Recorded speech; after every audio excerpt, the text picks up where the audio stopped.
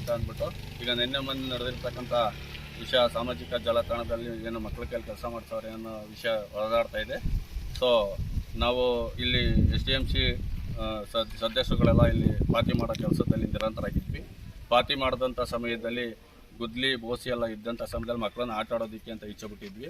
ಆ ಮಕ್ಕಳನ್ನ ಆಟ ಆಡ್ತಕ್ಕಂಥ ಈಚೆ ಬಿಟ್ಟಿದ್ದರಿಂದ ನಾವು ಮಠಕ್ಕೆ ಕಾಲು ತೊಳ್ಕೊಂಬರೋಕ್ಕೆ ಹಿಂದೆ ಹೋಗಿದ್ದರಿಂದ ಮಕ್ಕಳು ಆಟ ಆಡ್ತಿದ್ದಂಥ ಸಮಯದಲ್ಲಿ ಆ ಗುದ್ಲಿ ಬೋಸಿನ ಒಳಿಗೆ ಎತ್ ಮಾಡೋದಕ್ಕೋಸ್ಕರ ಹೋಗಿ ಇದು ಮಾಡಿದ್ದಾರೆ. ಅಷ್ಟೊತ್ತಿಗೆ ಯಾರೋ ಅನಾಮಿಕ ವ್ಯಕ್ತಿ ಬಂದು ವಿಡಿಯೋನ ಇದು ಮಾಡಿ ಅಪ್ಲೋಡ್ ಮಾಡಿದ್ದಾರೆ.